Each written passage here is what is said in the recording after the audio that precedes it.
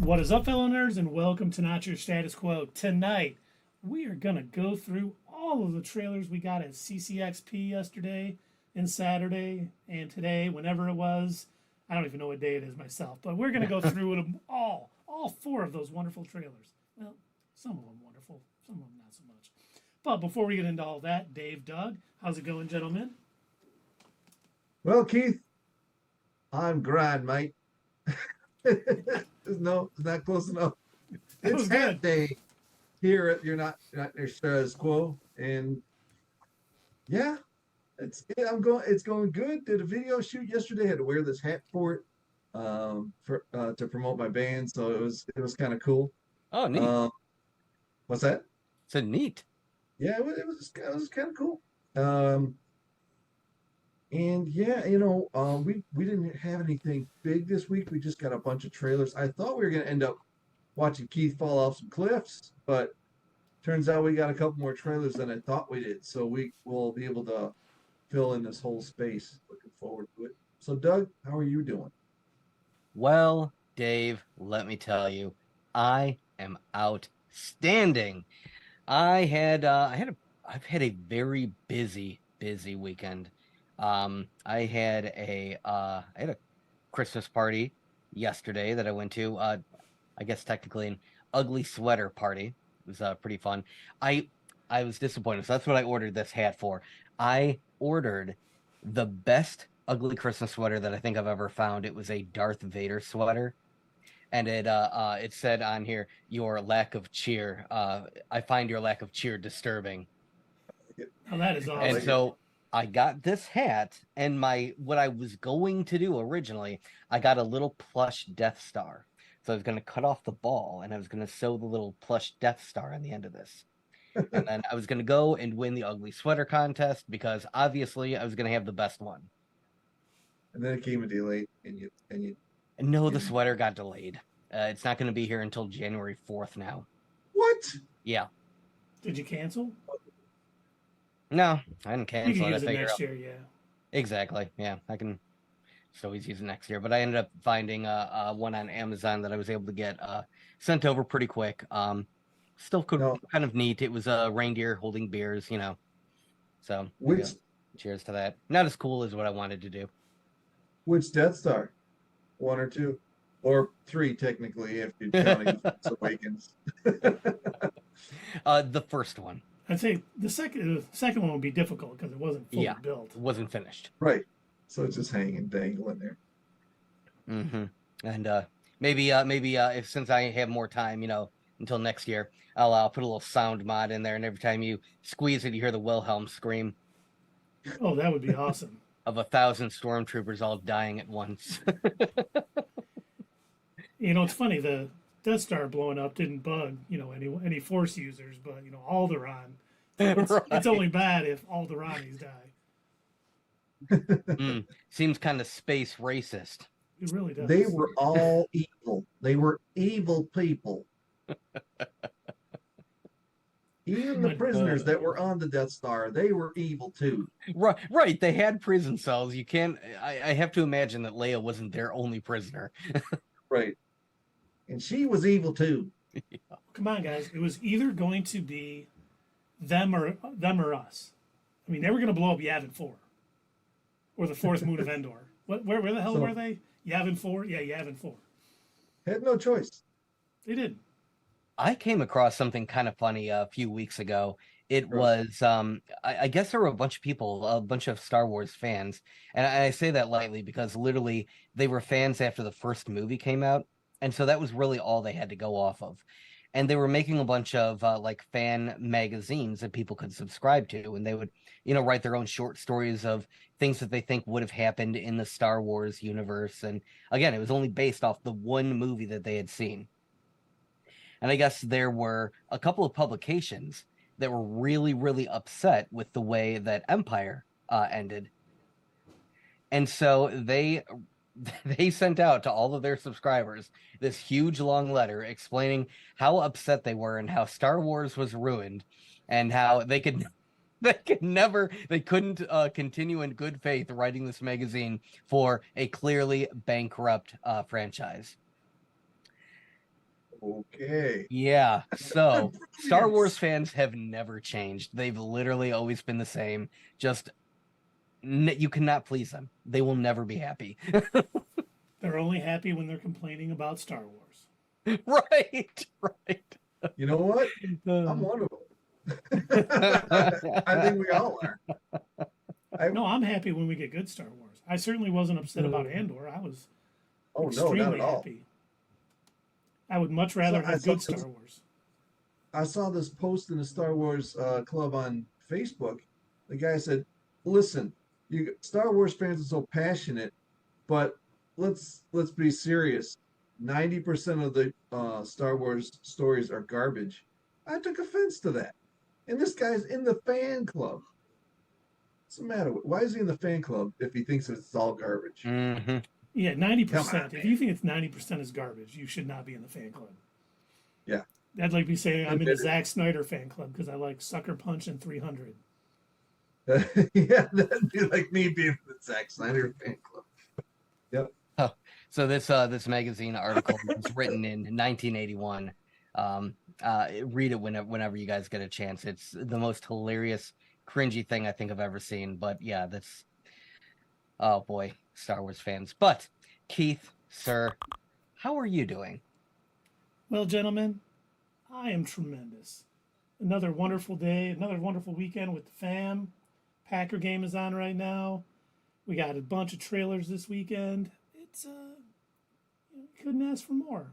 Got a busy week ahead of me at work, so I'm not looking forward to that. But it ain't work yet. It's still Sunday night, so we got a lot of That's fun right. ahead of us. That's right. Are we gonna start with something fun tonight, or are we gonna end with something fun Well, yeah, both. tonight? We got a sandwich then. I figured we would start with the boys. I don't know what you Ooh, fine okay. gentlemen are thinking. I'm good with that. We can start with the boys.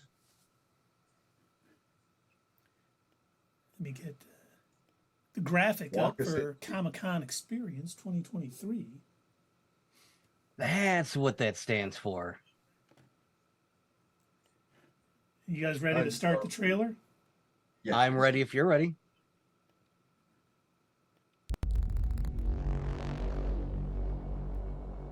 Rome, Greece. Sound.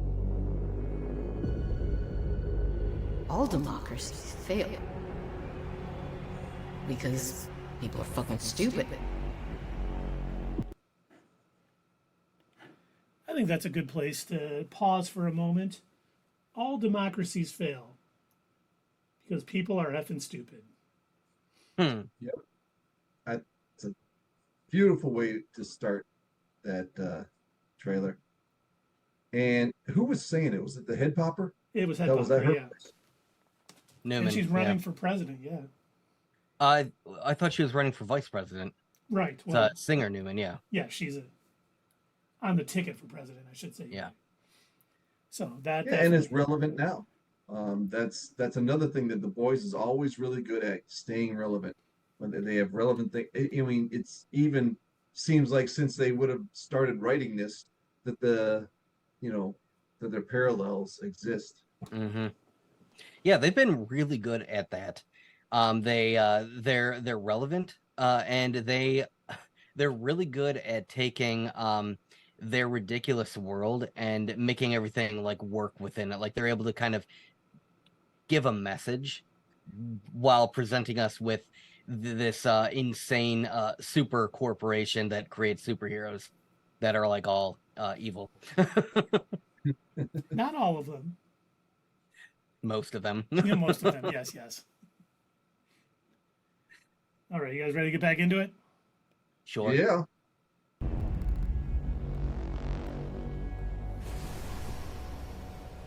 But if you crush the masses, who builds your monuments? Who tongues your taint? The people will tear it apart themselves. You just gotta nudge them a little. Then you get to swoop in, be the one saving it.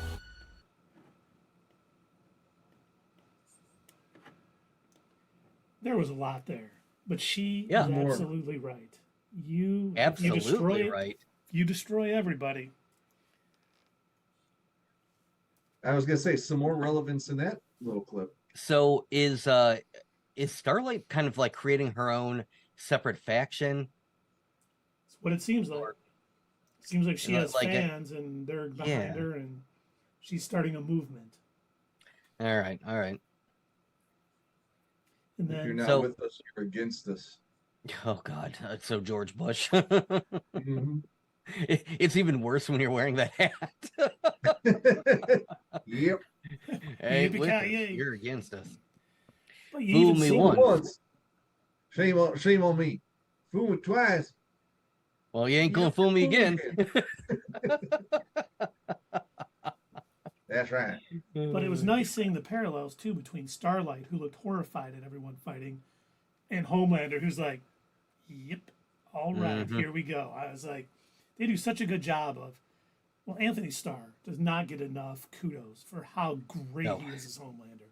He really does a great job with showing strength on the outside, but really being kind of a child inside and being Mhm. indecisive and everything else. And man, I can't wait. I can't wait for the season just so hopefully he gets more kudos because it looks like he's going to be a centerpiece of everything going on, like he's kind of been. But all good stuff. Now, do we know? Is this the last season?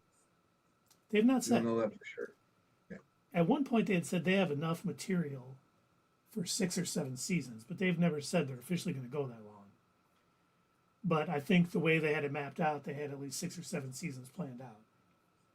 And you could always add more as you go along if things pop up or whatnot. But Yeah, good Now, calls. what do you guys think as far as this season is going to go? Do you think it's from what we've seen so far? Do you think that this is taking place concurrently with Gen V that we just saw, or do you think this is now going to happen after the fact? I think it's going to happen after the Gen V season finale. All right. Just because, like, I'm curious what's going on with Homelander. Like, is he not facing any repercussions at all? Probably some, but I think they've kind of dug him out of most of the hot water. That'd be my assumption, but we'll see once obviously the season starts. Yeah. Back to the trailer. Like Caesar. Like Caesar. If there's hell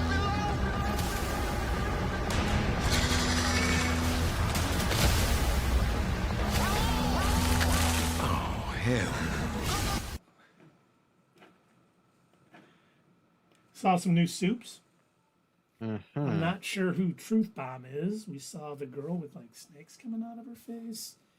Uh-huh. And a lot of very interesting things going on right there, which Steve Butcher giving Jeffrey Dean a high five there. So I don't know.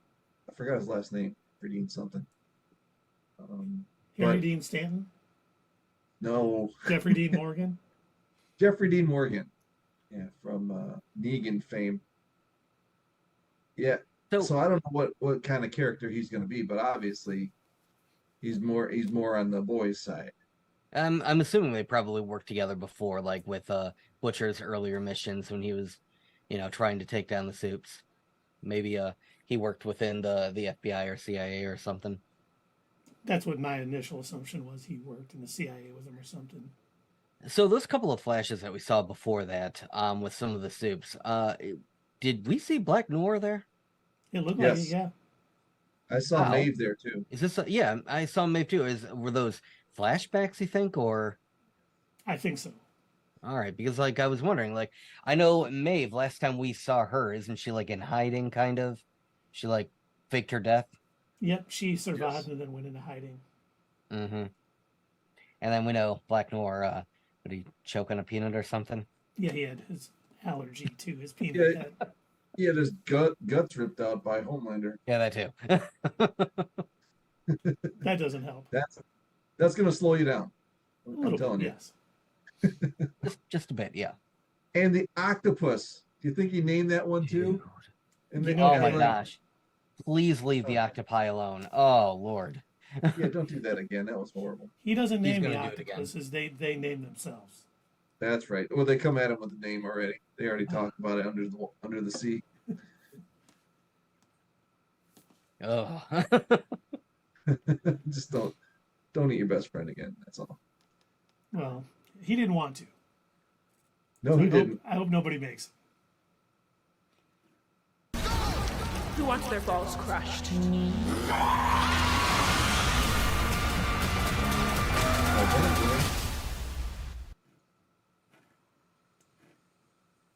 Yeah, we got some interesting scenes there Mm-hmm. with Ashley.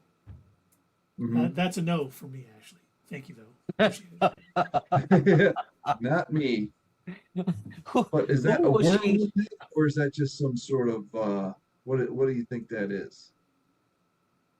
In Butcher's head, the blood, the vein. Oh, I think he's back on the temporary V. I think so too. I think he got a taste of that power and he doesn't want to give it up. Yeah, he thinks the ends justify the means. Mm-hmm. I bet he thinks if he stops taking it, it'll kill him too, because that's what they told him, right? Mhm. If you take it once, it will kill you. So I he's thought it probably was if he thinking- kept taking it, it would kill him. No, they pretty much told him and Huey at the end of last season that they were going to die. Oh Because they man, I'm gonna have to go back and rewatch that. It's been so long. It feels like It does seem like it's been way too long.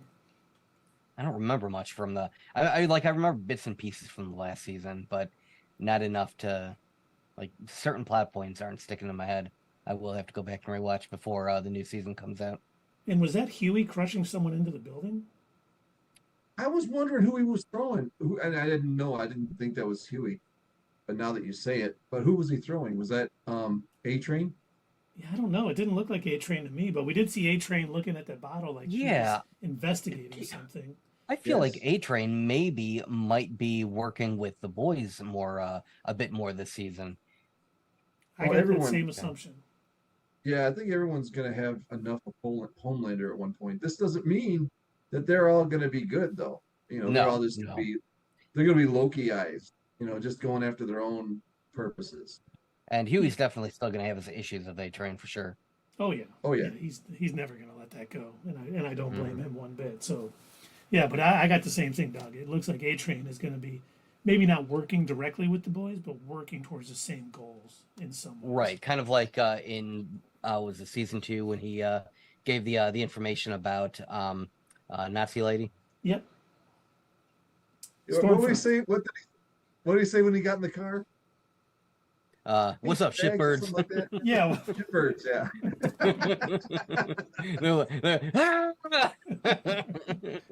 What's up, shitbirds? That was great. It was. All right, you guys ready for the rest of it? Your team. Let's go for some What's more. your code name again? The boys. Who came up with that shit?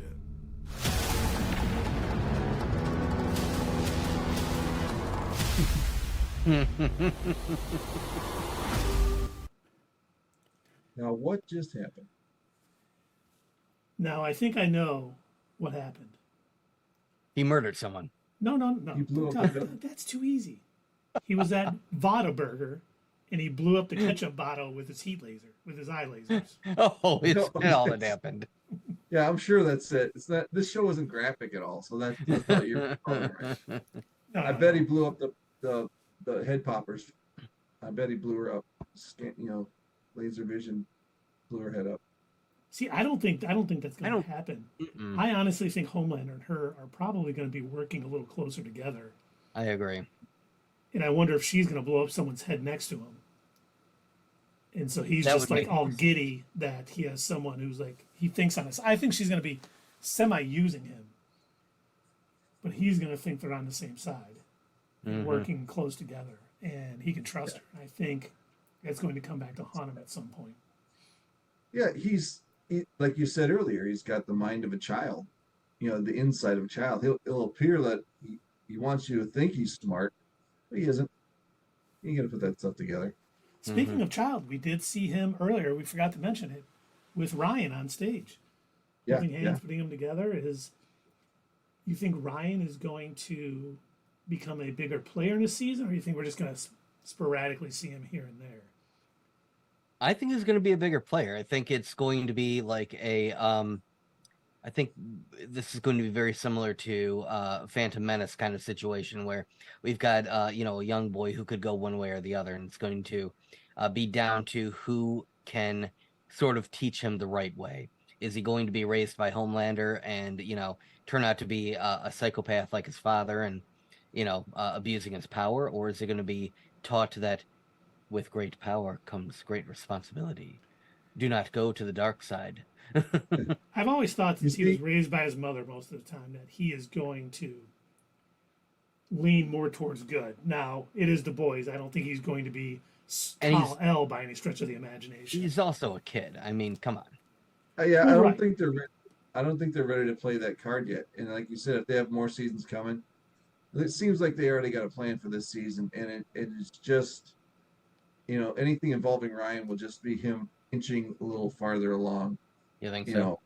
Yeah, until he becomes the main villain in one season or main good guy. I'm leaning towards villain. I think he's going to end up with villain.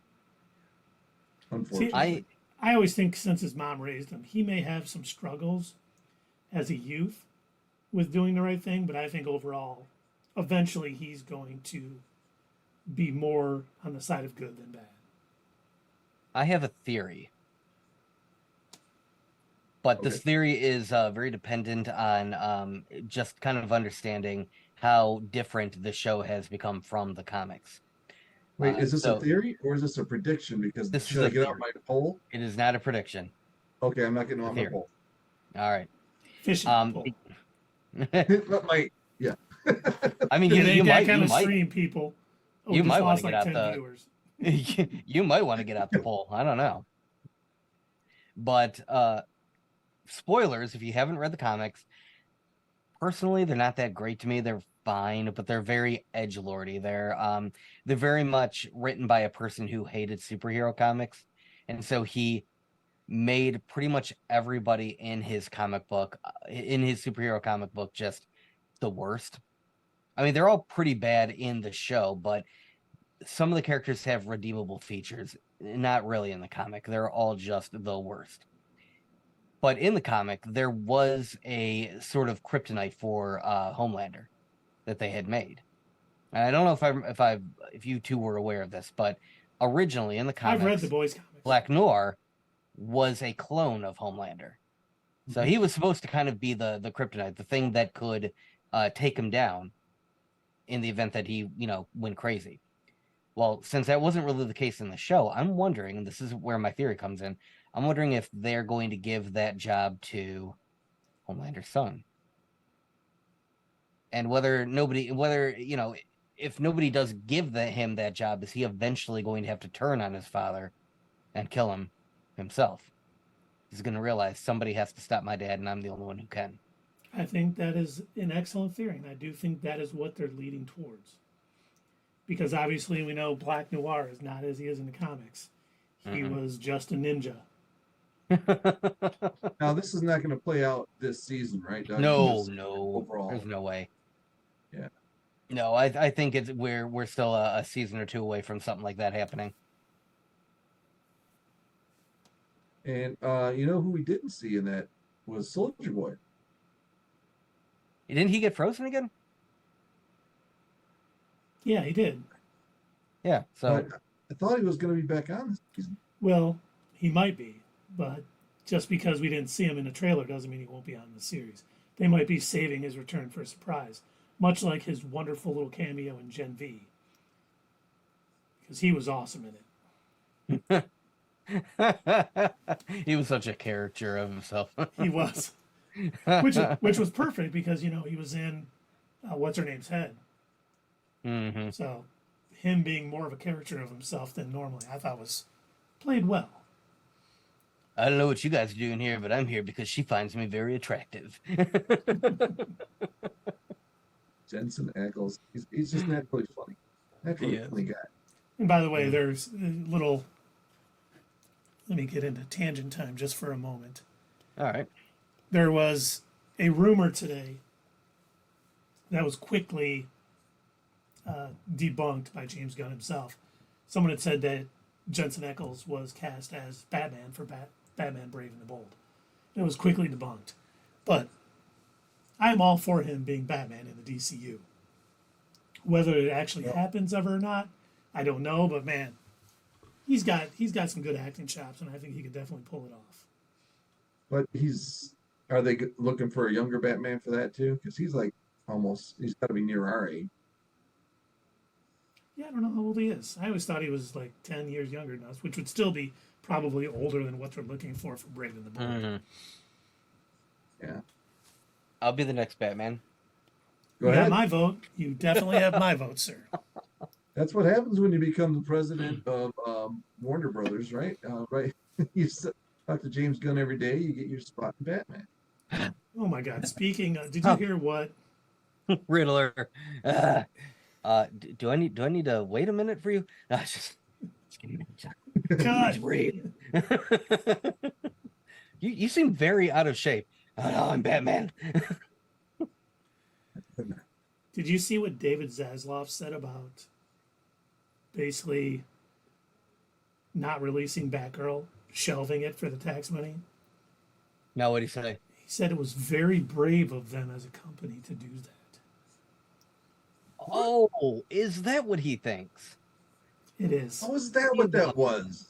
Oh, that's They're bravery. getting sued over this. I know. He is such God. What a complete sort of a stereotypical executive, so out of touch with everything that he would actually not only think it, but say it out loud. Mm-hmm. That is crazy, man. Wow. Out of touch. Yep. You're Some good out phrase of touch. I'm out of time. Oh, sorry. Good phrase for the executives. You know, I sent you that thing on I think it was Instagram this week when it was George Lucas talking about movie studios used to be owned by movie creators, producers, directors, that type of people who cared about the art form. And now it's owned by, movie studios are owned by corporations who don't care. They just care about the bottom line. They don't even care about the story in a movie. They just say, if this is popular, put it in there. So I'm with George Lucas on that, man. Somebody you need creatives at the top level. I mean, I'm glad we got Filoni up there. I would not put George Lucas in charge of much movie wise. Like, he's a creative for sure, but that's like the pure definition. George Lucas is a very experimental filmmaker.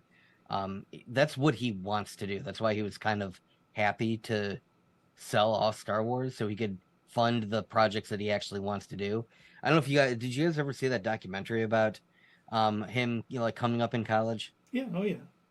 Yeah, he was part of a group that made like really weird films that like you would only ever see at a film festival. That's it. And he's even said, yeah, I make them for myself. I don't, nobody's ever going to watch these. I do it because I enjoy it. It's like, all right, man, you do you. But still, yeah, no, I That kind of creativity though is that you're going to hit on one of those, and one of those is going to be well liked, at least probably in like in an underground fashion or whatever. Oh, definitely in an underground fashion. I was about to say not on a mainstream level at all. None of the things that he does. Well, at the time, Star Wars was exactly that. Not quite. No, Star Wars wasn't exactly what he had been doing. Star Wars was an homage. It was like a love letter to a lot of the other TV shows and movies at the time. But it was not anywhere like it wasn't anything like the weird experimental stuff that he had been doing. And the thing but is, it was weird for the mainstream. And I think what Lucas's point was, they need people who love the art instead of thinking, how can we get the most money out of this picture? This didn't do well in this focus group. Let's change some things. And like Dave said, what's popular now? Let's move that into the picture. Let's get some of that. Instead of doing something pure art and letting the filmmaker make the film they want to make, there's too much money invested. So they have to, change everything. You hear everybody, now talking about director cuts. Well, that wasn't what I intended. The studio changed this and this. Well, let's see their director cut. And I would much rather get to the point where we see the films the director wants to show, even if we get some stinkers. I think we'd still get more better films on a whole that way. To this day, I still prefer James Cameron's director's cut of Terminator 2. To me, that is the far better version. They took out some stuff that I think was really, really good to the overall plot. There's one scene that I don't understand why the studio has cut, but it was towards the end when they had the T-1000. He was kind of glitching out from having been frozen from the liquid nitrogen, and whenever he was touching another piece of metal, he blended in with it. And so at one point, they flashed down, and his foot was like forming into the metal girder, and it had taken on like some of the yellow paint and everything, the form. And so even though he was pretending to be Sarah Connor, they were able to look down, notice that that was weird, and that's what pointed out to John, oh, you're not my mother. And I don't think they should have removed that. I thought that was a really cool feature. A, it added a little bit more to the T-1000 to let us know that, hey, he is susceptible, and B, John's smart. Now, obviously, he wasn't that bright in Terminator 3, but, Or beyond, really. or beyond. There was a Terminator 3? Yeah, we did a whole video on it, Keith. I don't remember. You sure? Is this a prank video now? Is Ashton Kutcher going to come out and... Oh, how many more years before people won't understand what that phrase means anymore? Probably now. It could. Yeah, it's true. It could be now. Am I being punked? What is that? Oh, it was a show on TV. TV? What was it streaming on? No, wasn't streaming. Wasn't a streaming show. It came on actual TV. There was commercials. Oh, you mean ads? Yeah, sure. It was on MTV. What? They had shows on MTV? That's when it got ruined. Oh, I should say. Oh, that way they still only have all reality shows. What am I talking about? Yeah. Yeah. But okay, what should we watch together next? Should we watch Fallout, Godzilla X Kong, The New Empire, or House of the Dragon Season 2? Let's get Godzilla over with, I think. Hey, I honestly don't have any background information on the rest of them, so let's take a look at Godzilla. That Now was why I this- had to get this guy. Yeah, come here. Oh, nice. Wait, hold that up while Keith announces this part. I thought we'd just do this video, just one video, instead of breaking it into 4 separate ones. That's fine with me. Is it even can will it even last on YouTube? We'll see. If All we right. have to cut some out, we'll figure it out. But all right, are you guys ready? I don't know. I've watched it. I don't know if you guys have seen this trailer yet. I did. It's a thing. something. It's something, all right. I have not seen this trailer. Surprise! I just It can't is- hear it now, though. It is an American-made Godzilla movie. For most of human So, tell you all you civilization, need to know. Matthew Broderick. we That's a believe lot of fish. that life could only exist on the surface of our planet.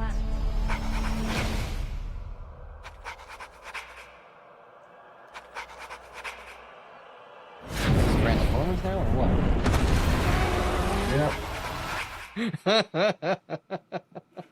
what? What? Oh, it gets What am I better, looking- Dave. Don't worry. Don't you worry. It gets so much better. Are you saying the Okay. opposite, Keith? Yes, I am. I was watching it and I saw that thing on Kong's the bumblebee armor. I don't know what else to call it. And I was like, Uh, what is that? And at first I thought it was maybe a robot that they were going to fight together or something along those lines. It's not. And It's hey, just- Sierra's here. Thank you for coming out, Hey! Sierra. Always happy to have you on. But yeah, this I was kind of looking forward to this movie. I'm like, maybe they can do something good with this, Godzilla -1 is like just getting incredible reviews. I want to see it. I always loved Godzilla growing up. Monster Week was huge for me when I was a kid. But man, this is not this is not Godzilla -1. I think Doug said it best. This is an American Godzilla movie. Godzilla -1 is a Japanese filmmaker's take on it. And I think he does a better job. But you guys ready to get back into it? Yeah. Are we? You're not. It gets better, Dave. What else were we What wrong I'm about? watching right now. Welcome to my world. Oh boy, in 2024. The studio that brought you Craven. This world has more secrets than we could possibly imagine. Miracles Star Fox chasing after King Kong.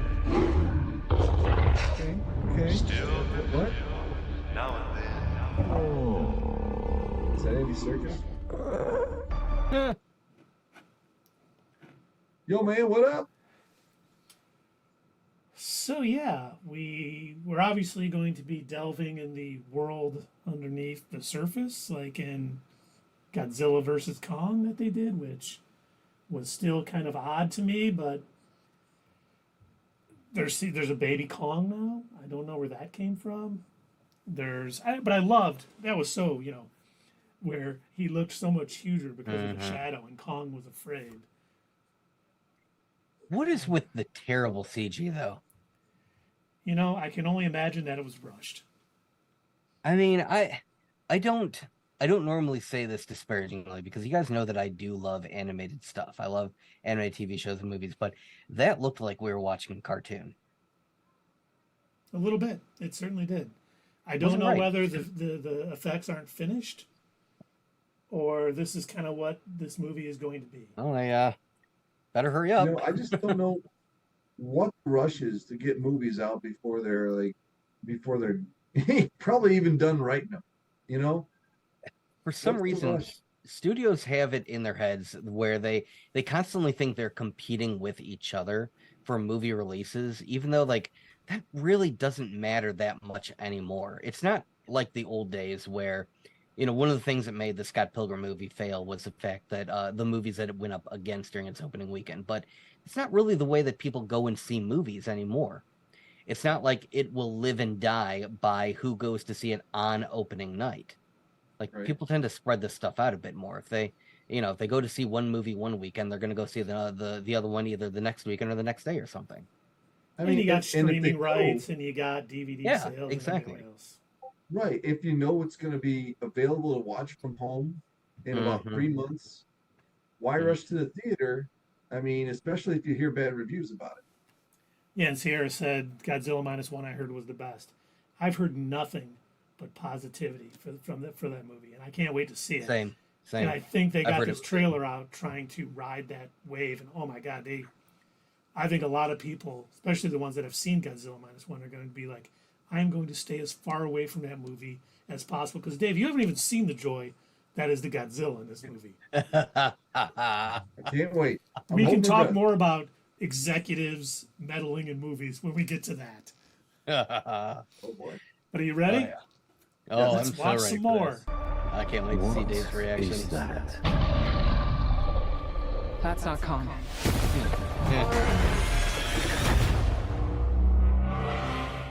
What could have done this?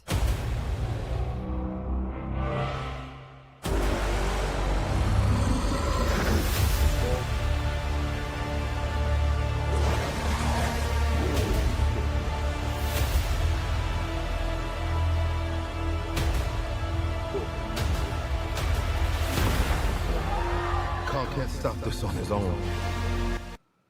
Well, We'll stop there for a minute. They are doing their best in this trailer to try to make it seem like there's this huge threat to King Kong and Godzilla that they have to team up to defeat. And a mean-looking ape, some humans running around. I just watched this and I'm like, I thought it was a parody. I really thought this was a parody of a real movie. The guy, King Kong running from those jaguars or whatever the heck they are and jumping And over of course, the cliff, and they had to zoom in on the eyes getting angry. we got the super slow-mo while he's jumping to show the strength and the awe of this magnificent beast. Oh, so this is by Zack Snyder. It does feel that way so far, huh? Either that or what's his name? Did Transformers? Oh, Michael Bay, Michael yeah. Bay. Yeah, it feels like a Michael Bay or a Zack Snyder, team up or something. It is a Michael Bay, Zack Snyder joint. Yeah, there you go. All right, let's get back at the fun. He won't be alone.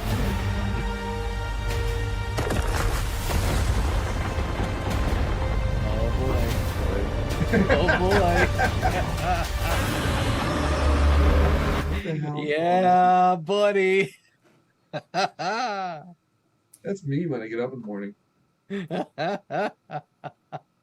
Now, Oh, how'd you like that? How tall is he? when I was young, I remember Godzilla's flame being red. Oh, And then it went blue. And, hey, when flame is very hot, it turns blue. Yeah. Is there a flame color that's pink? Yeah. probably in an anime. It's for 88 degrees Fahrenheit. Are they going that this is some type of, like, power up to Godzilla? Is this going to be something that's changed in him? I don't understand. I'm all for... Did Godzilla used to breathe fire? I thought it was only the nuclear breath. I think when he originally came out, it was like fire. Oh, And then okay. they went to the kind of nuclear thing with the... But yeah, I don't know what that is. And that kind of took me off guard when I saw it. I'm like... And this was my first thought. And I'm like, what are they riding the coattails of Barbie's fame? Are they trying to Barbieize this? that what this is? I don't know. What are with the pink crystals coming out of him? I tell you what, I've only seen in this whole preview, I've only seen one actor that I've seen before. He was in the Eternals. I forget who he was in the Eternals. Doesn't matter. Yeah, I can't remember his name, but I don't recognize any other actor in this movie, so that kind of tells you what their budget was. And well, I don't know if they fully used it on CGI either. It doesn't look like it, at least not yet. I mean, No. his back kind of looks like, those Lego things they have for flames. That's what his back kind of looked like, where you stopped it. It kind of did. It kind of did, Well, yeah. Yeah. Really janky. Well, let's get back. Because Oh yeah, let's do it.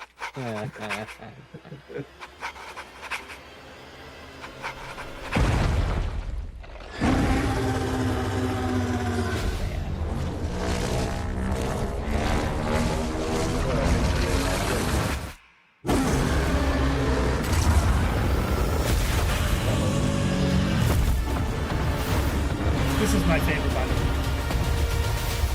Oh. Welcome to my world. Like this.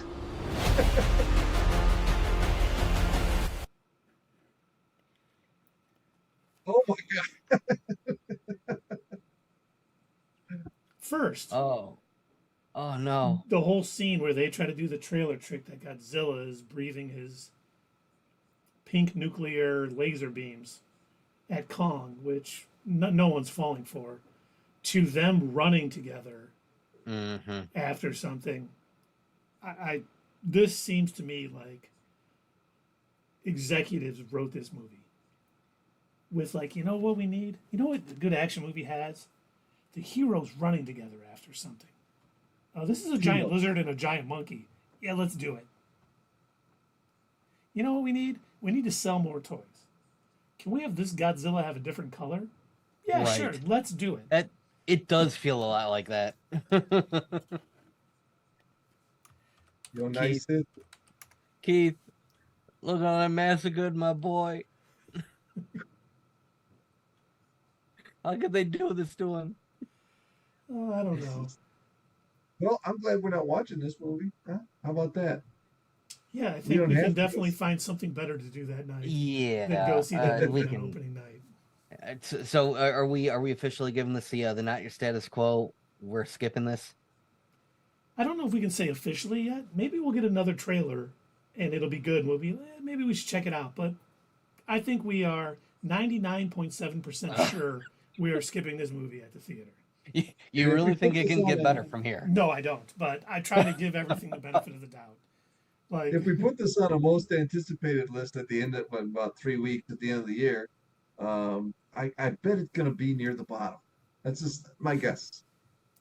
Oh boy. Sierra's saying don't skip it.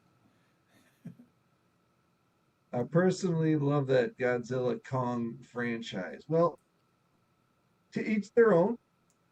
Now, I've never I been love a the fan. thought. I love the thought of a Godzilla Kong franchise, but they haven't done anything good with it. Godzilla King of Monsters was not a good movie. Godzilla versus Kong wasn't a good movie. I did like Kong Skull Island. I thought that was pretty entertaining. It wasn't great by any It was stretch of the basically the imagination. Avengers with King Kong. Yeah, Mhm. and it was good. I enjoyed that movie. I think I do own it, and I've watched it before. But I remember seeing Godzilla King of Monsters in theaters and was like, "Oh my God, what are they doing to this beloved character of mine?" And I've, unless it's coming out of Japan, I don't think we're going to see a quality Godzilla or Kong movie again. No, It's probably just a rights thing where they have to make a movie every so often, probably. maintain the rights. Probably like what we've been saying about, Sony and all of their nonsense Spider-Verse movies. Yep. But wait, was there anything more at the end of this? I don't even know. Let's check it out. Oh, there is. That eliminating Kong.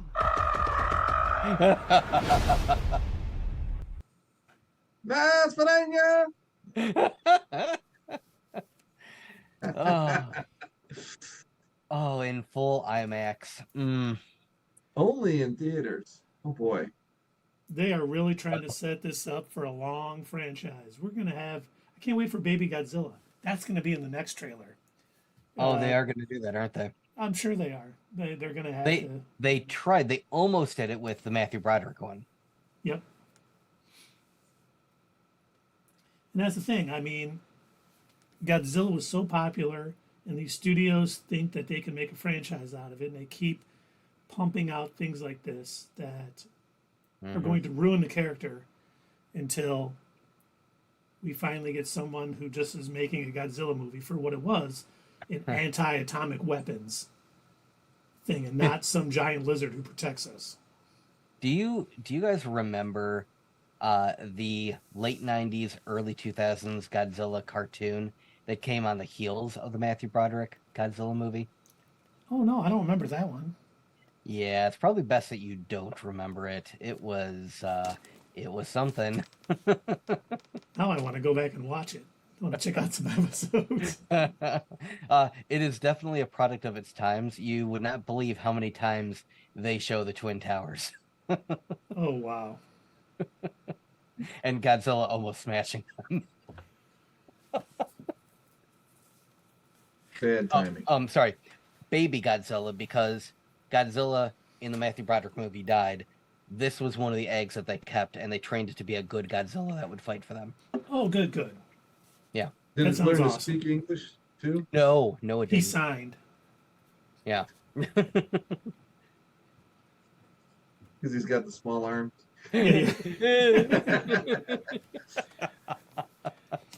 All right, so what should we get into next? We have Boy. House of the Dragon Season 2 or Fallout. I was thinking we say Fallout for the end. Maybe do House of the Dragon if that's acceptable for you gentlemen. I'm good with that.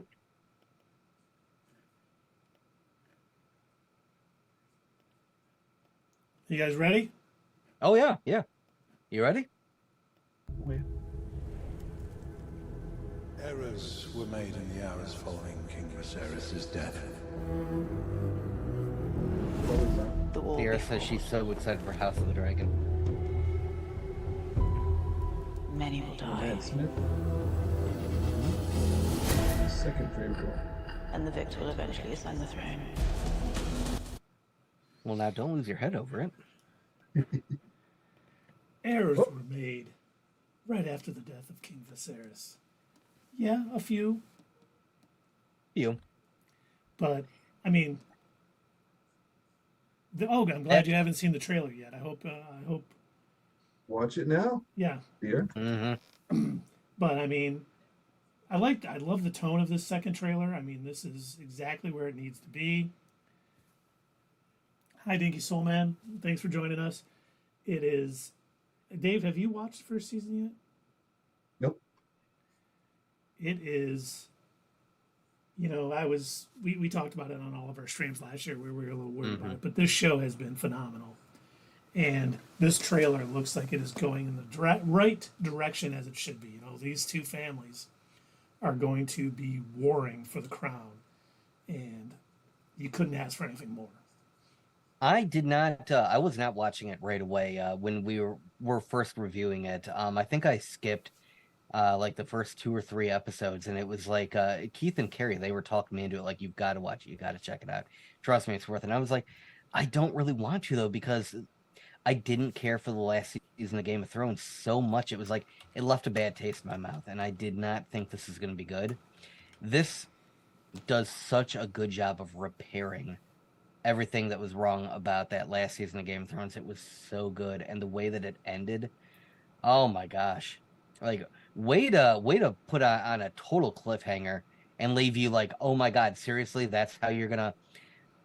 What they used to do, at least with Game of Thrones, is usually they would have like a really crazy second to last episode, and then they would kind of like ease you out of it with like a more calmer episode for the end of the season. Not House of the Dragon. This was just like, yeah, we're gonna do a Sky Dragon murder, and bye. See you next year. Oh, and we'll be back summer of 2024. Right. And spoiler alert if you haven't seen season 1 on how the first season ends. Yeah, I guess whoops. So this is Matt Smith reprising his second best role next to if you say Morbius. everybody's favorite movie. Huh? If Morbius, you say Morbius. Oh no. Yes, Morbius. I have never been a fan of never been a fan of Matt Smith. I didn't like him as Doctor Who. I didn't like him in Morbius. And I was worried when he was in this, but man, he is great in this. He really is good in this. All right, you guys ready to continue? Yes. There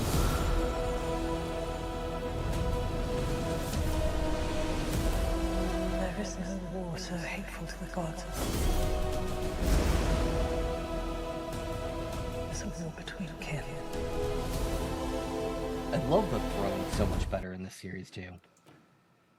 And after seeing the Godzilla Kong trailer, I mean, the dragons look really good in this. And the whole they aren't shooting pink fire. They don't have pink crystals coming out of their back. And the whole CG looks finished in this.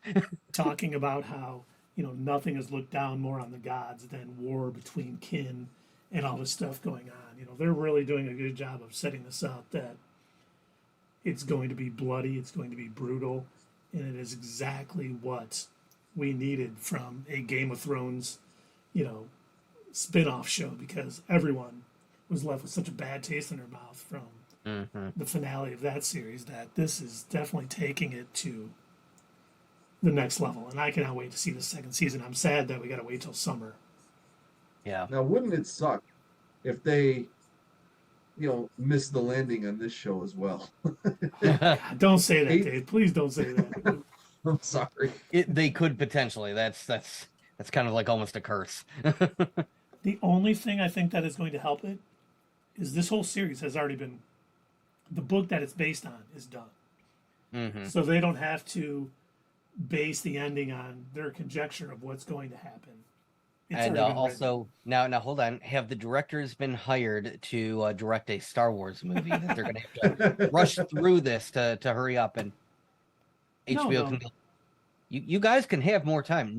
No, we don't. 3 episodes. You can have more episodes. We got to go do a Star Wars. No, Doug, they're not doing a Star Wars movie. They're doing a trilogy. Oh God. Not anymore. All right. That's exactly what happened too. All right, you guys ready? Uh-huh. And no war so bloody as a war between dragons.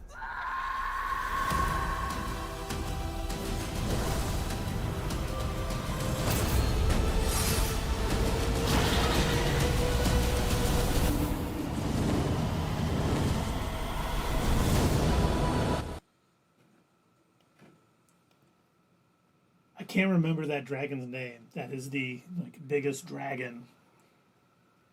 When he's flying overhead like that in the battlefield, I hope that they do a good job of showing just how much having a dragon on your side is basically going to help you win this war. And then when it's dragons against dragons, you know, like we saw kind of at the end of that last season when they fought, wow. Dude, they've got a lot of excellent things they can do with this show. And I think what we've seen so far of the season 2 trailer leads me to believe they're going down the right path. I mean, this definitely is a better trailer than what we just saw. The CGI looks better.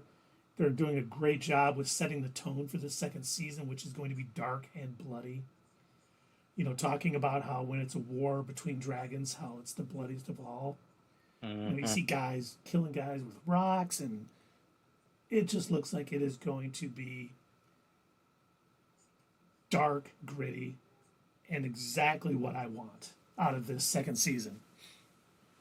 And let's see, Dinky Soulman says, wait, is that the chair of Thor, Love and Thunder? It is not. And that is a song that you like, Sully, but I don't think we're going to sing it on this show. Doesn't look like it'd be a good thing to mention. Yes, Sierra says it's going to be the best season. I agree. Which I I think it's know. going to be pretty good. They shouldn't have any more after season 2 then. Well, have we heard how many seasons they're going to have? I don't know Wait, if how you've many? heard, Sierra. No, I haven't heard. Oh, I got a feeling that they probably have some plan for how long this is going to last. I don't know if they've decided. I'm going to give up on the whole series if it flops like GOT. seriously, I'm ready to too. Me too. If it does the same thing that Game of Thrones did, I will be done. Yeah. I won't watch or read anymore because I'll be done. Let's see if there's anything more left from the series. We got the little House Targaryen symbol. Mm-hmm.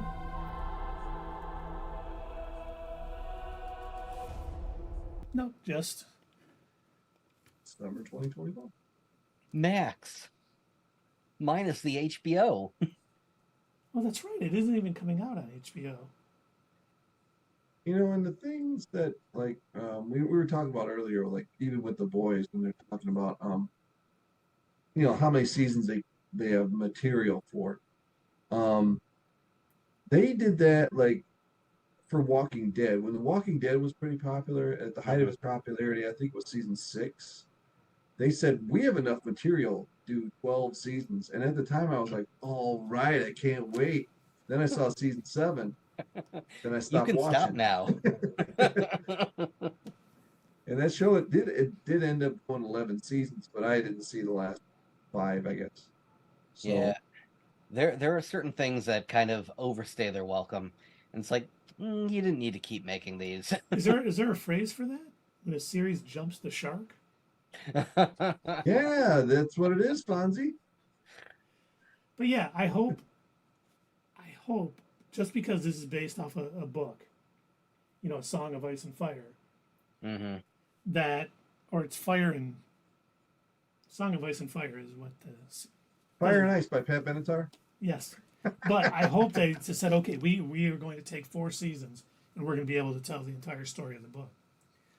And Okay. I hope that the Max executives, which we know that David Zaslav is not good with this sort of thing, because they can have other stories they can tell in this universe. They don't have to have House of the Dragon last 47 seasons. They can tell this story and then say, you know what, we have another spin-off that's going to tell the story of this or that and have it in this universe. And people are smart enough to tune in. If they end up taking this too long and destroying it, like Sarah says, I think they're going to lose everybody. And if they try to do another spin-off, Well, it's going to be done. so I can't imagine that I was the only one who felt like that at first when House of the Dragon came out. I wasn't in a rush to see the premiere. It didn't interest me. I was so burned by the end of Game of Thrones that I didn't have any interest in it. And I cannot imagine that I was the only one. No, you weren't. The only reason I ended up tuning into the first episode is I saw some reviews on it, and they were like, this is actually really good. And I kind of did some reading on it, and they're like, you know, it's going to start out, they're going to have some time jumps in it, and I'm gonna go. You know what? I'm gonna give it a shot because the first 5-6 seasons of Game of Thrones was tremendous. And I'm like, okay, I'll give it a shot. I'll try not to let the bile creep up from the last season while I watch it. And I was glad I did because I think a lot of people probably didn't watch it because of that. And they're missing out, honestly, with this one. And I hope it stays that way. Mm-hmm. And Sierra said the same thing. Out? The what? You hope they keep missing out? No. I said they will keep missing out if they don't do it. But the question is, Dave, I know you were supposed to watch Game of Thrones, and I'm just wondering how that's going. I haven't seen it yet. How is your Breaking Bad, by the way? I remember you were watching Breaking Bad. Yeah. I am almost done with season 4. I think I got 3 episodes left in season 4. Nice. Yeah, that show. I like it so far. Oh, I love it. I wish I had more time. I wish I could binge it. You know, it's a little difficult with small kids. This is one of those shows that I can now watch while maybe my daughter, I don't think she'd pay attention, but definitely, got to watch it when the kids are asleep or just not here. Oh, yeah. Man, I just every time I'm about to start an episode, I'm just like, oh yeah, what is this going to give me? What is Heisenberg going to do? What's Jesse going to do? What's Gus going to do? What's his, I can't remember, what's his brother-in-law's name? The DEA agent? Oh my gosh. Why can't I think of His it? name. I love that show.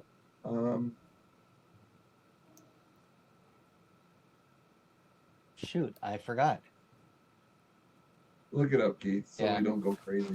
Well, whatever. Him, his story arc has been so wonderful to watch too. It's like after he got shot and had the thing, and he was just kind of like, I don't care anymore.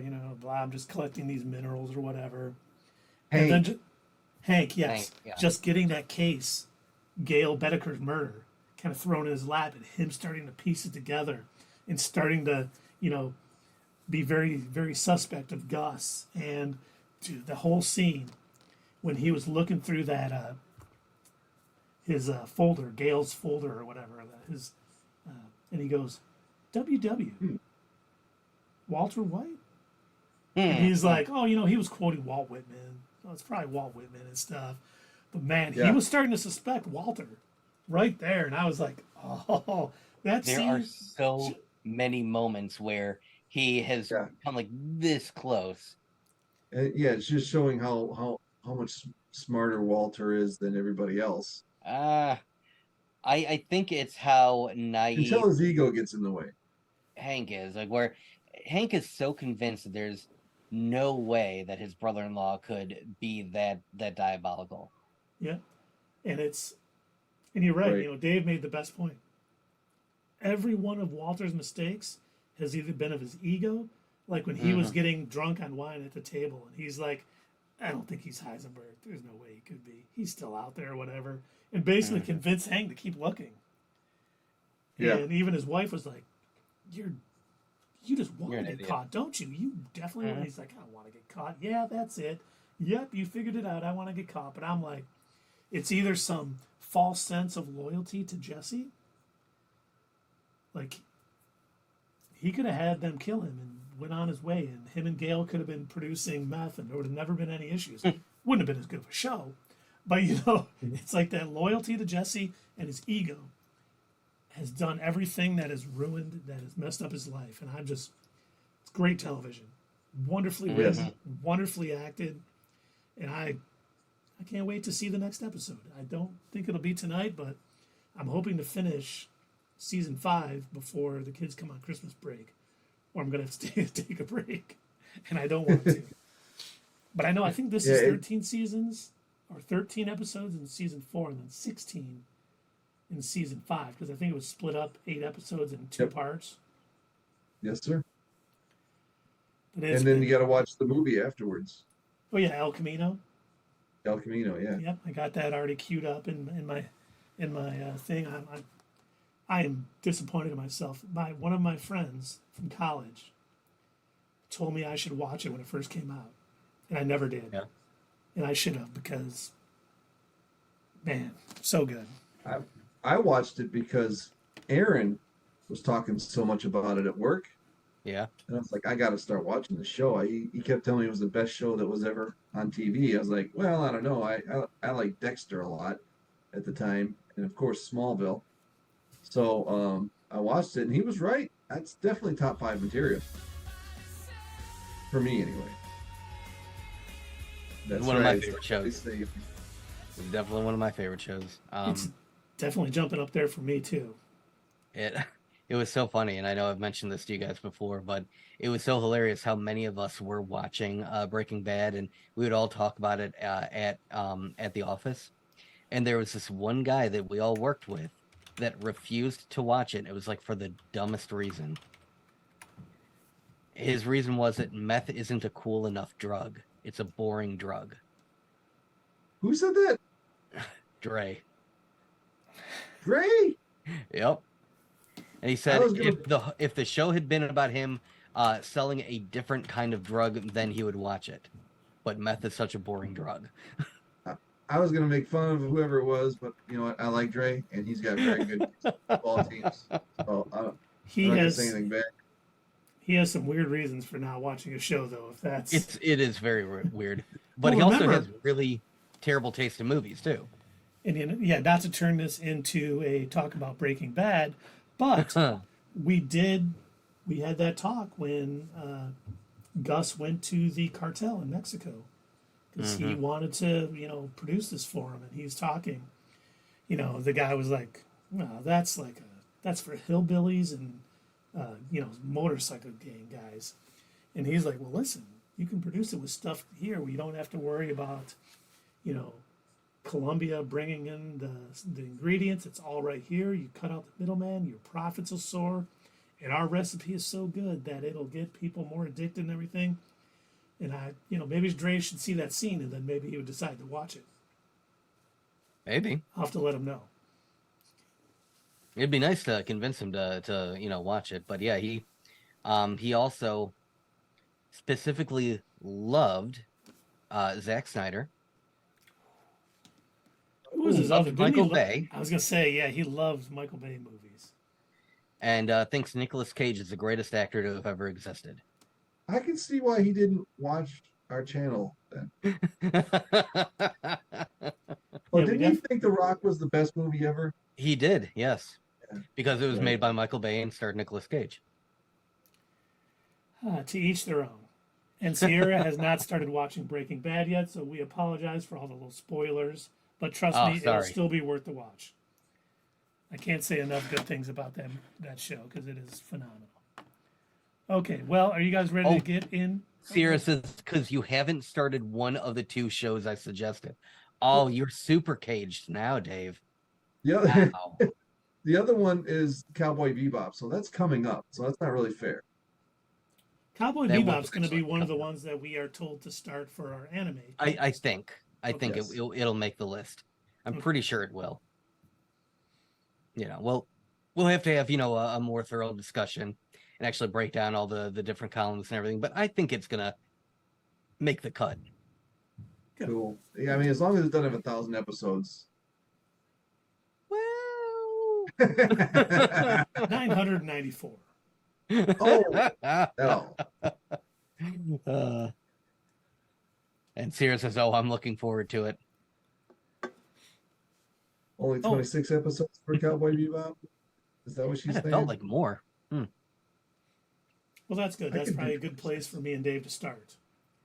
Yeah. Even though I've watched some non-anime that I thought was anime with, oh my God, why can't I think of we did the whole series on it during during COVID. Oh, you're talking about Avatar? Yeah, Avatar: The Last Airbender. And yeah. Yeah, technically that's not anime. It is inspired by anime, but Scott Pilgrim Scott Pilgrim Breaks Out. Takes off. Takes off. Takes out. He takes out the trash. It's a new series coming out on Netflix. Comes out. Take off, eh? You take off, eh? You hoser. Sierra says, "Are we going to watch it in Japanese or English?" Well, I don't speak Japanese, so I don't speak Japanese, so I know they have closed captioning. Yeah, subtitles. there's a whole argument. We'll talk about it because there's a lot of things that I do want to kind of like give you guys a heads up on before you delve into the world of anime. But there's a whole argument between whether subs or dubs are better. Subs meaning you read it's in the original Japanese or it's dubbed over in English. And Yeah, and my problem with the subtitles, reading it takes away from watching the action. Maybe it's just me. I didn't mean to, like draw the crowd to a silence. Well, I was just to say, Sierra said, and she shouted, "Sub is so much better." Then she says, Oh. "Dubs suck. They make the show childish." yes and no, it depends on the show. If you go back and you watch like the old anime that 4Kids or other media companies produced, yeah, super childish because they weren't properly translating it. What they were doing is they were trying to oh my god, what is the word when you bring something over to a different country? It's not translate, it's oh gosh, the word is escaping me. It's basically you sort of reinvent it for the public. Assimilate? Not assimilate. But what they would do is they would change the character names to make them more westernized, and they would change some of the dialogue to. So, like one of the more famous ones you'll see joked about on the internet a lot is when they were airing the English dub of Pokemon. Anytime they showed Japanese food, they would change it to an American food, and have one of the characters make sure they said it out loud so kids wouldn't be confused. Like there's one time they were eating rice balls, and so the one character had to go, "I sure do love jelly donuts." Oh my god! And they would do terrible. stuff like that. Do they have? Oh yeah, jelly donuts are my favorite. They're like, I like jelly donuts. They're really accentuated on their breaths. What would cabbages have been? Oh god. Cabbages!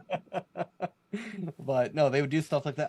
One of the ones that I didn't know this until years later. There was a show called Cardcaptor Sakura, and it is a completely different show in Japan.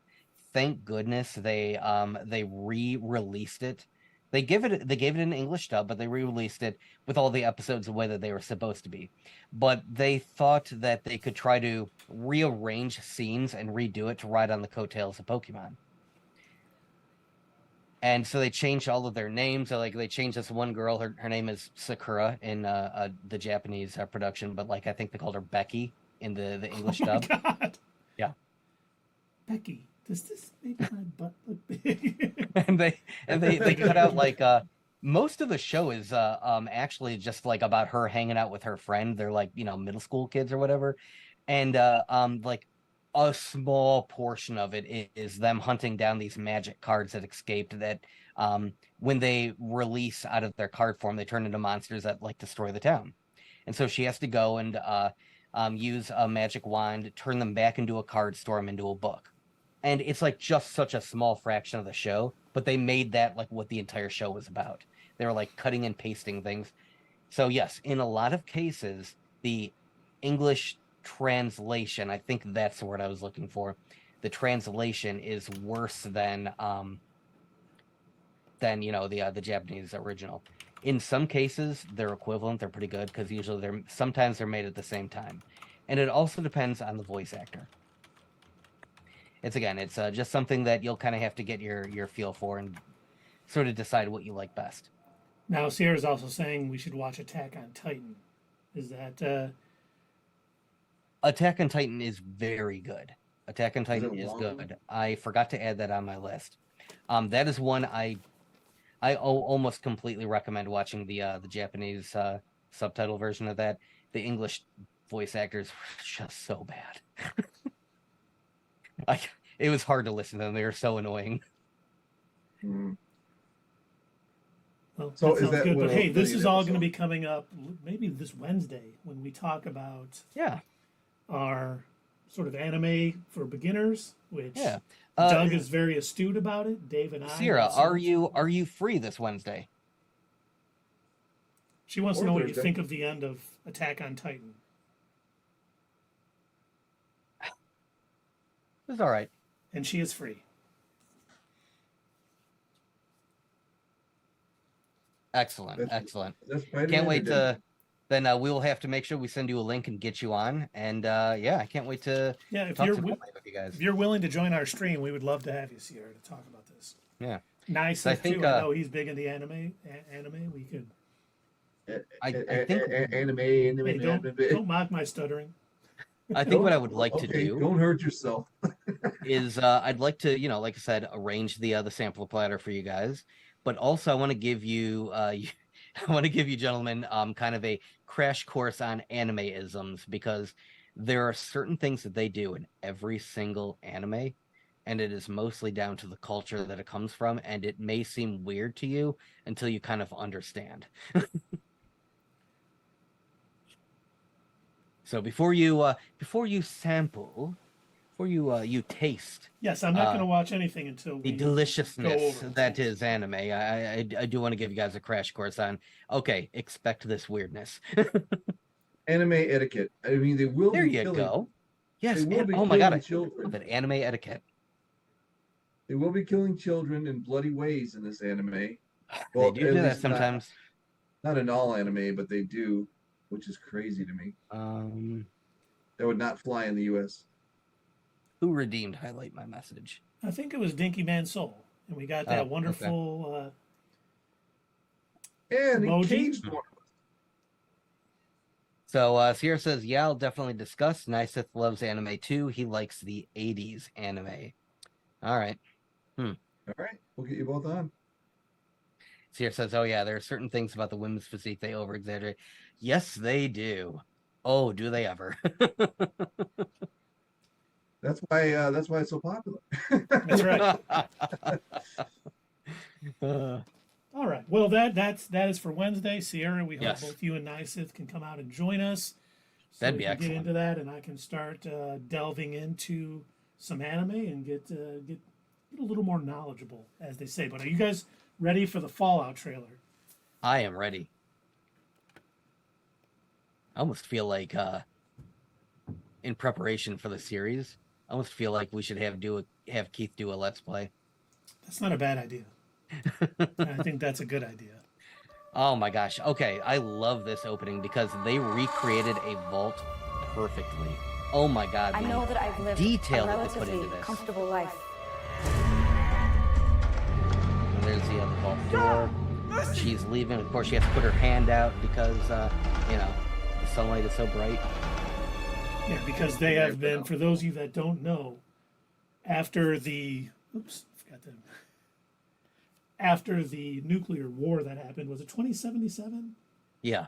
Yeah. They basically built vaults, and a lot of people lived underground, and all the different games have been different vaults that you come out of. I've played Fallout 3, which was DC, which was one of my favorite games of all time. I put so much time into. Then we had Fallout New Vegas, which wasn't made by Bethesda, but made by Obsidian, which was a very fun game, and it was kind of they had a nice little twist on it. Like Vegas wasn't really a target of our enemies because there wasn't a lot of weapons manufacturers and things. Right. So it wasn't as irradiated there. So it was a little different game. It was still fun. And then Fallout 4, which I've put so many hours into Fallout 4. I mean, that game, those 3 games alone, I've put way too much time in. Yep. And I used to stay up till wee hours of the morning with young kids and just suffer the next day with a smile on my face because I was so happy I played it. I will never forget, one of the things, and we'll kind of see that in a minute. One of the things about this is supposedly it's kind of stuck in the sort of the 50s aesthetic everything was in this world. Yeah. So a lot of the music was always very old throwbacky type music. And I still remember A lot of the clothing that they wore and everything. So Keith mentioned that the bombs dropped in 2077. So from what we can tell based on the story that they give us from the games, it seems like time just kind of, as far as innovation goes, most innovations kind of froze around the 1940s. So the microchip was never invented. And that's why a lot of the technology is still so large. And you see these supercomputers. You'll see our main character with a Pip-Boy on her arm, and that's essentially a smartphone. It's this giant, oversized. Which in the game was like they just did it for like your hub, Mm-hmm. and it caught on. But the thing too, I remember, my daughter would be sleeping. She was young at the time when Fallout 3 came on, and you could get a radio station in on your Pip-Boy. So I'd have my headphones on, playing the game, just blasting all of these like atom bomb, baby little atom bomb, and I'd be like fighting mutants and shooting little mini nukes and doing all these wonderful things. And it was just such a contrast in what was going on the screen to what I was listening to. Right. I just absolutely loved it. Was it like the Marvels when or Captain Marvel when they started playing "I'm Just a Girl"? Yeah, essentially. So much better than that. You've got a song that doesn't match the what's going on the screen. Right. Running around. I'm Just a Girl felt way too forced for what was going on in the screen. The Fallout stuff is always like, this is nuts. And we kind of get that in here. Completely detached from one another. Yes. All right, let's continue. And that is Vault 33, which... We haven't seen that one in the game yet. Vault dwellers are an endangered species. I do not think you would be willing to do a giant rat roach to survive. Yeah, so all the animals got mutated. And I just want to stop this here for a second because I was looking at this and trying to figure out if it was something from the game, but I don't know if you. Barge.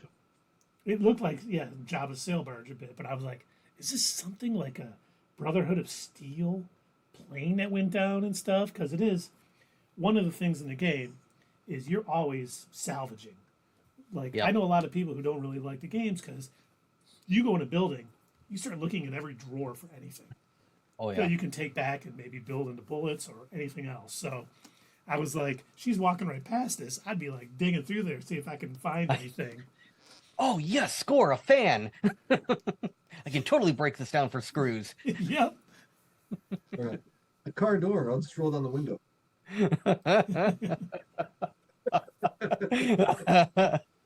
But you even hear the voiceover, which we see is the guy from Lost here in a minute.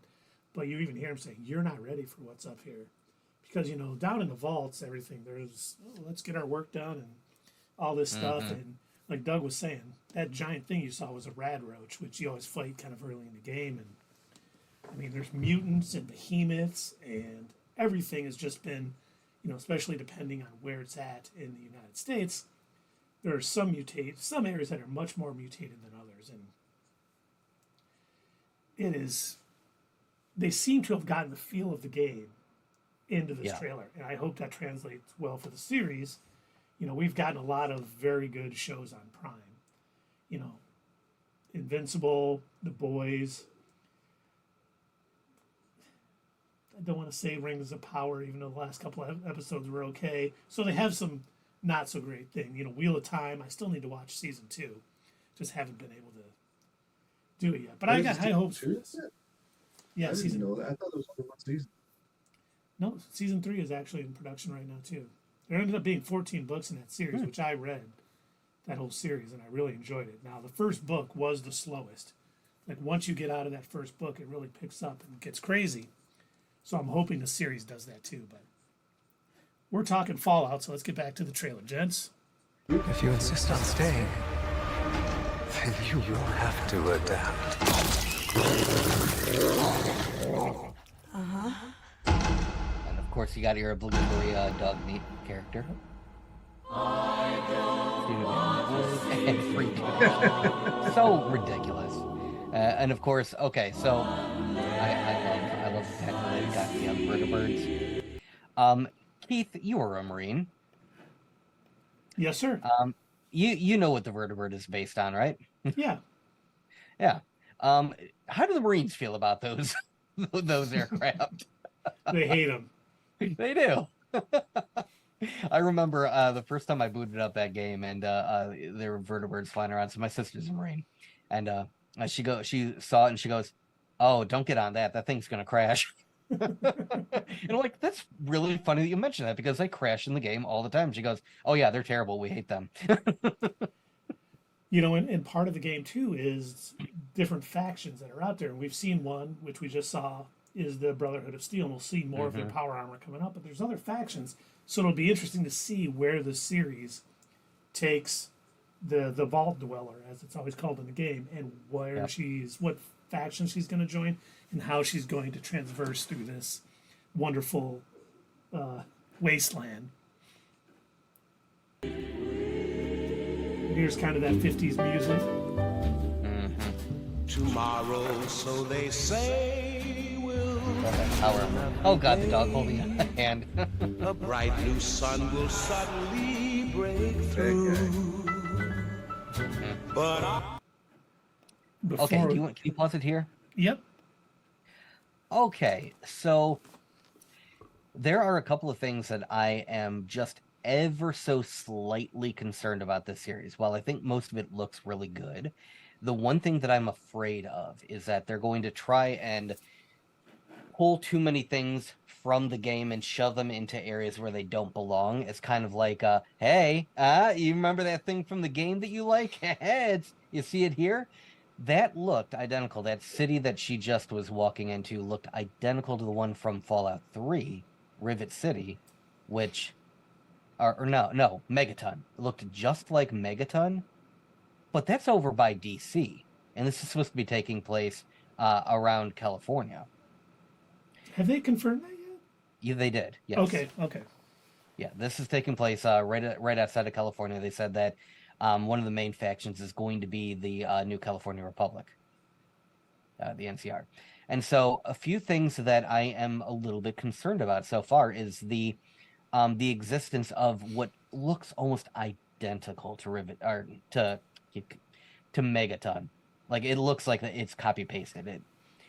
I suppose it is possible that somebody else could have built a city that looked just like it, but boy, that looks identical. The other thing that I am a bit confused about is the Brotherhood of Steel and what they're doing in this area, because if you remember the last time we saw them in New Vegas, they were pretty much sequestered underground. And the only time they came up was to take technology and hide it in their little hidey holes. They weren't really on the world stage politically. Yeah, they were not. They were big in DC. They were not out on the West Coast.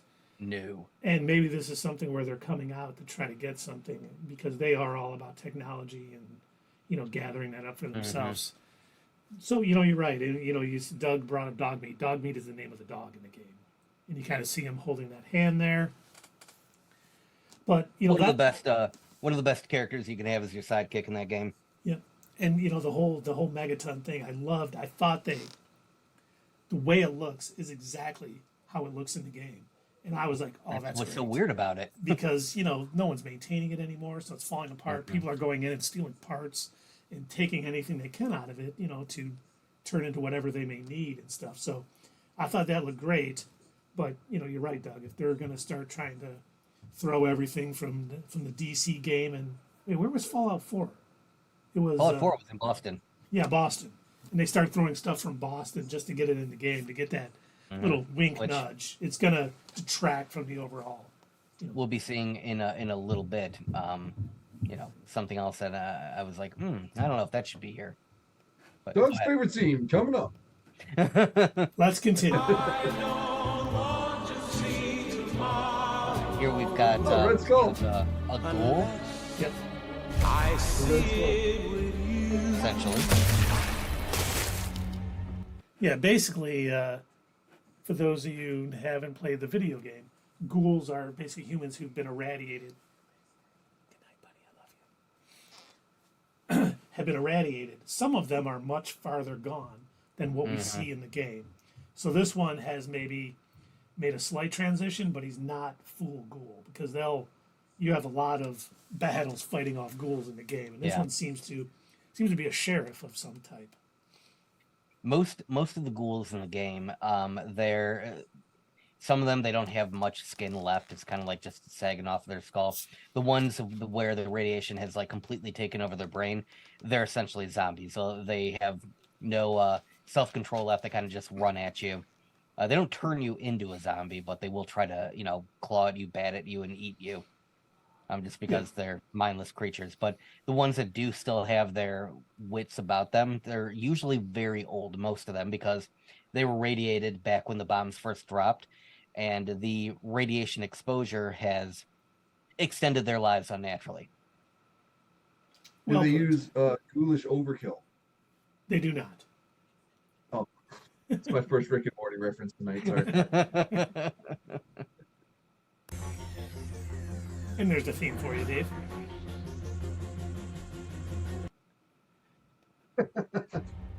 And grabbing a moldy one. And we get Jeff Parnell. One eye. Oh, I love seeing that.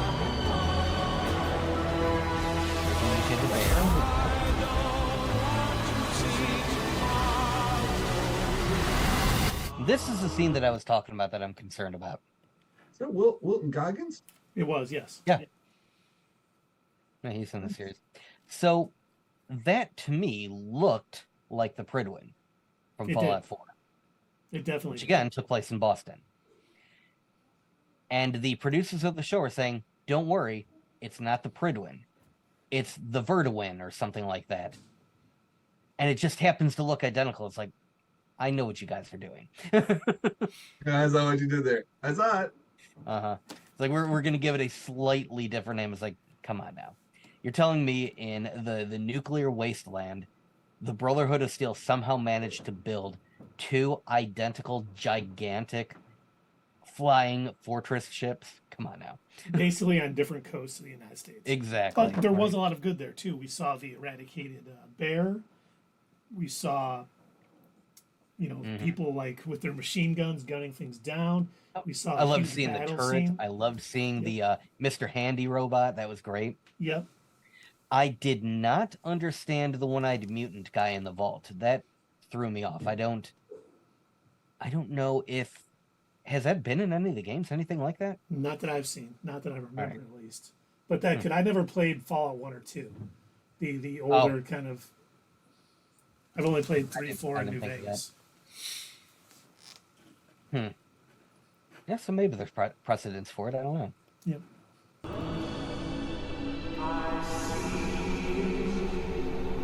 And I do believe this is the 2077. So we're probably going to see a flashback scene from that here. Boom. That's from the Griffith Observatory. Fallout. That was looking over Hollywood right there. Which we do get April 12th, which I don't know. We still don't know if we're going to get multiple episodes dropped at once. I do believe they said this is going to be 8 episodes, season 1. Am I correct in that? I believe so, yeah. Okay, I think that. So, some good, some bad. I don't think anything bad. Some good, some potentially. Some questionable stuff. I wouldn't say bad either. I would say questionable. I think I get why they're doing the things that they're doing. They're clearly like wink, nod, ha ha ha, look at this thing, you remember the thing.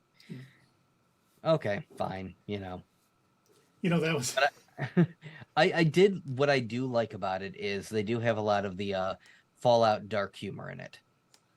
Yeah, I picked up the moldy one. Oh. The dog just sitting there holding a dismembered hand. That's perfect. A person just sitting there trying to enjoy a drink and blood splatter across the window. Huey must have been out there. Yeah. One thing that I didn't see yet, and I hope we get some sort of cameo in the show or something. We didn't see Ron Perlman. And for longtime fans of Fallout, Ron Perlman has always been except for Fallout 4, has always been the narrator for the Fallout series, even going back to 1 and 2. He was always the one who said, who would always introduce, in 2077, the bombs dropped and the world ended, in his Ron Perlman voice. I cannot replicate it. But he always had some sort of role in the game as the voice of something. So I really hope that they bring him back for this, because I think I don't think he had any kind of role that I remember in Fallout 4, but they did bring him back for Fallout, what was it, 76? 76, yeah. 76, yeah. They brought him back for that, and that was nice. Because he's been such a long time voice actor for the series. Which You know who I they hope need? you're right. They need Clancy Brown. They do. That'd be nice too. Since we do stand Clancy Brown, yes, we do need Clancy Mhm. Brown with some type of role in this, whether he's a robot voice or something Mhm. along those lines. We definitely need him. The games are they're so goofy. There's so many things that just don't make any sense. Like, it is nowhere near as serious as something like The Last of Us. So I don't expect the same kind of drama to come out of this, but I do expect it to be fun. And every single time that we've seen a set photo from this show, you can tell the people who are putting it together do love the games, because everything is like almost a 1-for-1. It looks so perfect. The vault jumpsuits look great. Like you said, the inside of the vault where you go Mhm. out, which you almost begin almost every game kind of like that, at least Yep. near the beginning of the game. Just looks Mhm. fabulous. Looks exactly like all the games. So yeah, they definitely are fans of the game. Let's hope that they're also good writers and give us a Yeah. compelling story. Yeah, this is one of those where it could potentially turn out to be disappointing, and I hope it isn't. By the way, now that we've covered that, Mm-hmm. you brought up The Last of Us. Yeah. I read today that Wait, you can read? Din Djarin himself, what? I said you can read. When did this Weird happen? enough. Oddly enough, only 3-letter words though. Our favorite actor, well, our stand actor or whatever, is only going to be in 4 episodes next season of The Last of Us. Yeah, that tracks. Pedro. Yep. That tracks for his character? Yep. Okay. Well, that's the bad news then, huh? I'm not Spoiler saying alert. anything. Yeah, but Well, they if you did. know the spoiler. I don't know if you saw it in that article. That is season 2 is starting filming here. Rather, I do believe beginning of 2024. So Oh, I thought it said April. I thought it said like the beginning, but we can check that too. But I was just happy to hear that was finally filming because that assume- first season ended seemed like 3 years ago. It Yeah, does feel like so so long. long ago. It was January, right? Yeah, I think it was. So it's almost been a It year. was a good series. They had some real amazing openings. I think that was probably one of my favorite things is just watching like some of the opening parts of the episodes, like the thing where the one guy is talking about and the old was it like 70s talk show. Well, I think it's going to yeah. be fungus. Sure it is. And then he Right. does a wonderful explanation of why it is, and it's like, Right. Everybody just kind of silent, like, oh, well, this is a downer. But you know what other show had a great opening every week? Peacemaker. Yes, it did. yeah. Not at all in the same way, but And while you're talking I about love that, Peacemaker. James Gunn has confirmed via Threads that he is writing season 2 as we speak. He started Nice. it Thanksgiving Day. So what is he slowly moving away from X? because Oh, he yeah. his threads. Yeah. He does not. He still posts occasionally on Twitter. I'm not calling it what you just called it. That's what threw me off there for a minute. X, and they're called excretions now. Oh, dear God. But so many people are no longer even advertising on Twitter that it's going to heck in a handbasket, as they say. But yeah, he'll respond like he responds to people all the time on Threads, and he'll post stuff on Twitter, but doesn't really answer anyone's questions. It's almost all exclusively Threads. Good for him. Yeah. There's been a lot of people I've seen lately that are like, I'm done with Twitter. They're on Threads now, like Kelly Sue, the comic book writer, things of that nature. So eventually That I'll makes sense, probably, you know? yeah. Especially, I mean, even, I don't know if you saw Elon Musk's little rant against Disney and Bob Iger, where he's like dropping F-bombs and stuff and saying, if you if you think you're gonna, bribe me with your money, it ain't gonna work. And he's like, He would all these- totally take their money. all these advertisers are killing X. All of them pulling their money. They're just killing X. Oh, boo-hoo. I'm sorry, Elon. What? How terrible that you spent $44 million on Twitter, and now it's worth like less than half of that. Most of these advertisers ask for something very reasonable. Hey, Elon, are you going to get rid of the Nazis? No, I believe in free speech. Okay, well, we don't want our ads appearing next to a Nazi post. And then he retweeted this Jewish conspiracy theory. Yep. And yeah, that was pretty much the nail in the coffin. So it's gonna be interesting because I've been on Twitter for like 12 years. I've always enjoyed Twitter. Mm-hmm. And just scroll and find all these crazy people's thoughts and all this good stuff. So it'll be interesting to see what happens. And I hope, Blue Sky Threads or something comes up where we can get that same kind of. I mean, Twitter was something where breaking news would happen on Twitter. You'd be scrolling like, holy crap, something's going on in California. Or, oh my God, there's a mass shooting. I hate to bring that up, but it happens so much in this country. Mm-hmm. There's a mass shooting going on here, and it was always people talking about it. You got these fresh ideas, and you got news updates quicker on Twitter than you would from like the actual news. Yep.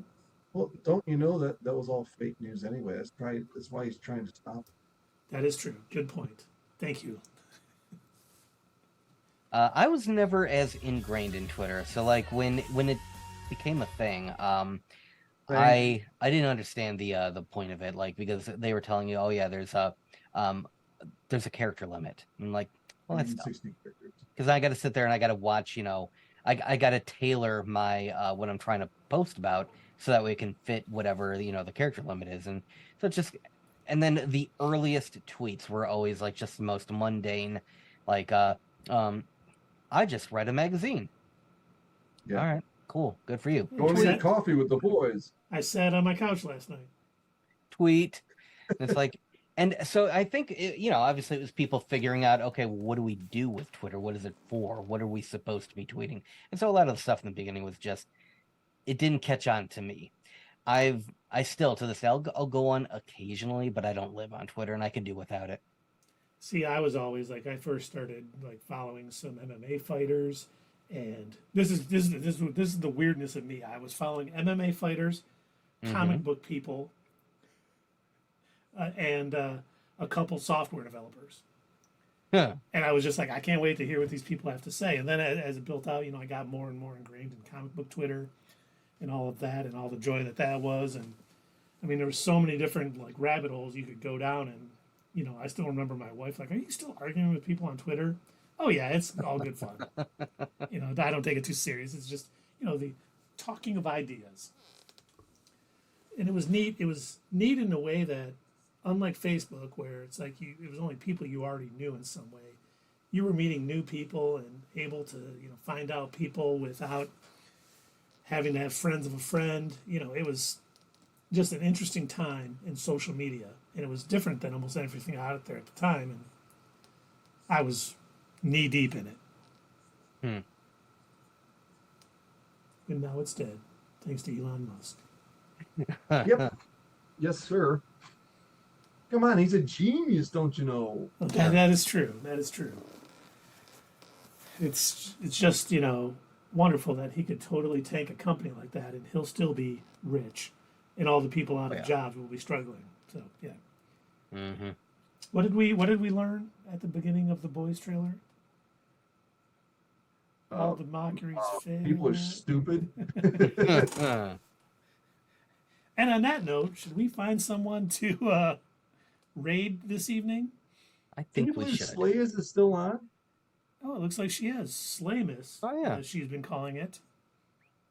What is she calling it? Slaymas? Dead by Daylight is what she's playing it. All right. Well, yeah, let's do it. Okay. And thanks everybody for coming out tonight. And Sierra, if you're still out there, let us know if you and NYSQ, or just you, or can join us on Wednesday for our whole little anime extravaganza. For those of you out there watching, join us. If you have thoughts on what Whoops, I spelled that wrong. I can't type and talk. If you have, I did. Pierre says they'll be there. If you have thoughts on what we can, come join our chat. We'll be opening it up to everybody out there, and it'll be a wonderful time. And we're getting ready to raid Slayus for Slaymas. I think she is streaming every night up until Christmas. Nice. Oh, So she must need some cash. I think she's, she does a lot of other things. She does a lot of promotional stuff for people, and I think she's just has a Christmas break, and she's using it to stream to all Having of her a good time. fans. Yeah, absolutely. She's a great cosplayer. If people haven't seen, they should check it out. It's she does a really good job with it. That she does. But all right, we'll see you guys on Wednesday. Enjoy your evenings. Hey fellow nerds, I hope you enjoyed this video, and if you want to see more of this stuff, make sure that you check out our Twitch stream. We try to do these live Sunday or Monday nights, 8 p.m. Eastern Time. Keep an eye on our social media to find out when you can join in live and chat with us during these live streams. Also, as usual, don't forget to check out our other social media. Add us at Twitter, comment down below, and we'll see you next time right here on Not Your Status Quo.